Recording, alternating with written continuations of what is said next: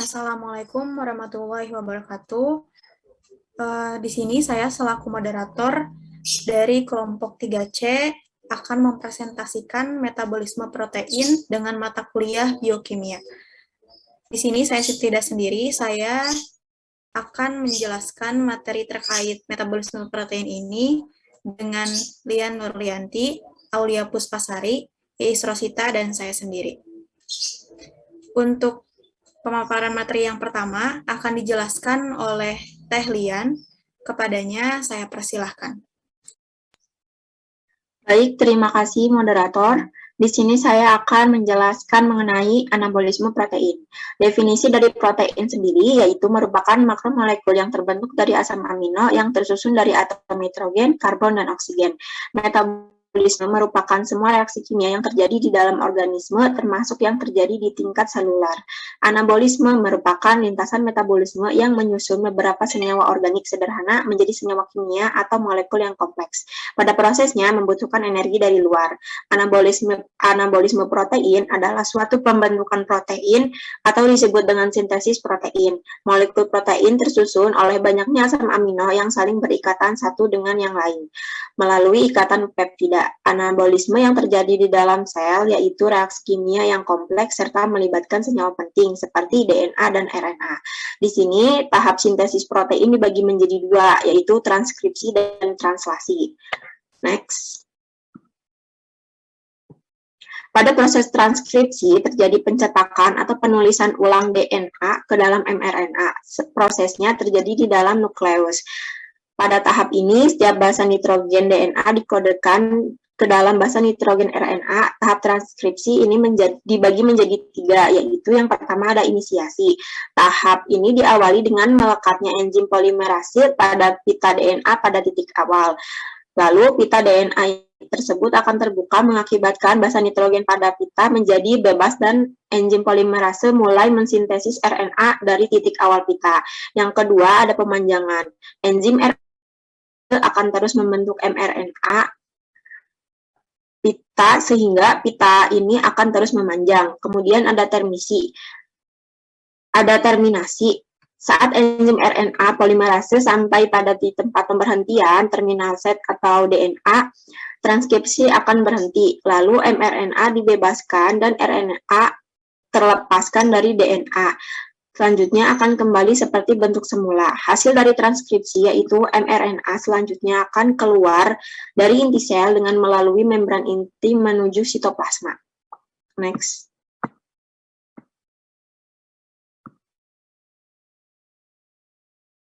Kemudian yang kedua ada translasi. Translasi yaitu merupakan tahap penerjemahan kode mRNA oleh tRNA ke dalam urutan basa amino. Tahap ini terjadi di dalam sitoplasma dengan bantuan ribosom. Proses translasi dibagi menjadi tiga, yaitu yang pertama ada inisiasi atau permulaan. Molekul mRNA mengikat ribosom, lalu molekul inisiator tRNA mengikat pada lokasi peribosom meninggalkan yang lain. Pada situs A terikat atau terbuka. Lalu terjadi pembentukan ikatan peptida. Kemudian ada elongasi atau pemanjangan. Ribosom bergerak sepanjang urutan molekul mRNA, molekul tRNA terikat di lokal P tidak terikat atau dilepaskan dan tRNA terikat di situs A akan translokasi ke situs P dari ribosom tersebut. Terjadinya translokasi akan terus-menerus dan molekul baru akan mengikat ribosom dan rantai asam amino tubuh. Kemudian yang terakhir ada terminasi. Translasi pada ribosom dengan menerjemahkan mRNA hingga mencapai kodon terminasi pada molekul mRNA. Dengan demikian, rantai polipeptida tersebut yang terbentuk akan dilepaskan dari ribosom, kemudian diolah untuk membentuk protein fungsional. Terima kasih. Kemudian saya kembalikan kepada moderator. Baik, terima kasih kalian. Untuk slide selanjutnya yaitu katabolisme protein akan dipaparkan oleh saya sendiri. Untuk definisi katabolisme protein di sini merupakan penguraian metabolisme protein di dalam tubuh menjadi deaminasi, dekarboksilasi, dan transaminasi. Proses ini juga berikatan dengan siklus urea, beberapa biosintesis asam-asam amino dan bagaimana keterkaitan antara metabolisme protein dengan metabolisme karbohidrat dan lipid.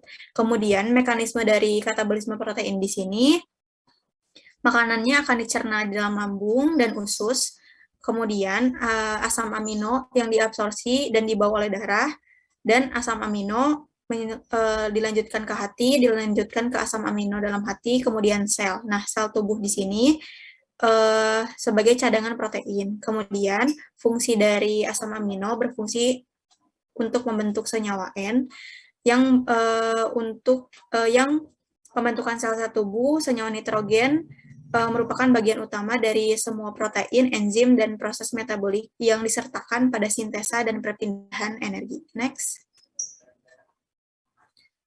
Untuk katabolisme protein di sini merupakan proses penguraian molekul yang besar menjadi molekul kecil, juga dia melepaskan ATP.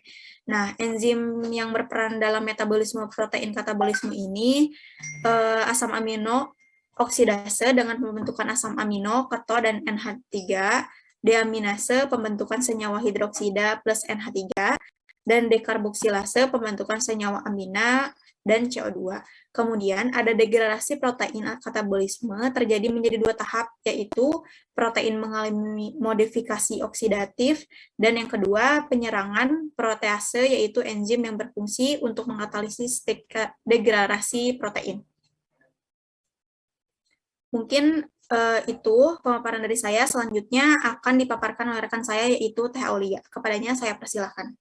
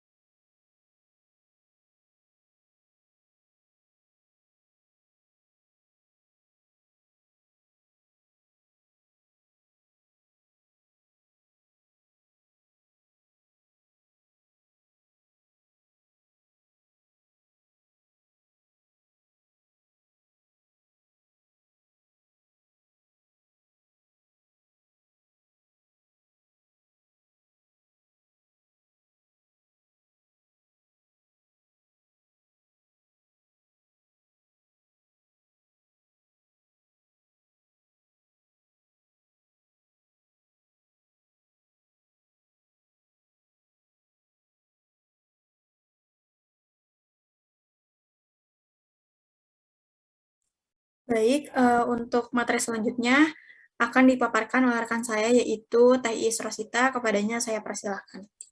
Baik, terima kasih kepada moderator. Di sini saya akan menjelaskan mengenai metabolisme protein dalam keadaan sakit. Gangguan metabolisme protein ini disebabkan oleh mutasi pada gen yang membuat protein yang disebut prataksin. Akibatnya, sistem saraf secara bertahap memburuk seiring bertambahnya usia, misalnya kehilangan kemampuan untuk berbicara, mendengar, dan melihat, hingga otot kaku dan tidak bisa bergerak. Nah, di sini saya mengambil 2 contoh penyakit yang disebabkan oleh metabolisme protein, yaitu ada pirai atau arthritis Gout yang kita kenal sebagai asam urat. Nah, ini terjadi ketika kristal urat menumpuk di sendi. Kondisi ini menyebabkan peradangan dan rasa sakit yang hebat dari serangan asam urat. Kristal urat dapat terbentuk ketika seseorang memiliki kadar asam urat yang tinggi dalam darah.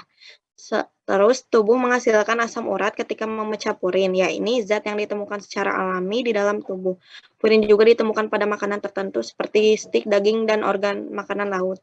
Makanan ini akan mempromosikan kadar asam urat yang lebih tinggi seperti minuman beralkohol, terutama pada bir dan minuman dimaniskan dengan gula fruktosa. Nah,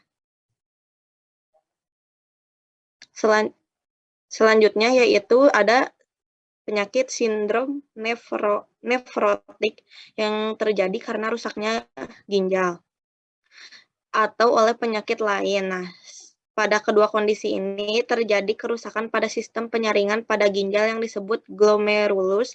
Sistem tersebut merupakan pembuluh darah kecil yang bertugas mengeliminasi zat-zat bukan tubuh dan kelebihan. Saat glomerulus rusak, tidak hanya produksi sisa dan kelebihan cairan yang dikeluarkan oleh ginjal, tetapi juga protein-protein yang dibutuhkan oleh tubuh seperti mungkin sekian pemaparan dari saya kembalikan kepada moderator. Baik, terima kasih. Mungkin itu yang bisa kelompok kami paparkan terkait metabolisme protein untuk mata kuliah biokimia. Selebihnya, mohon maaf bila ada salah-salah kata dalam pemaparan ataupun penyampaian yang kurang jelas. Wabillahi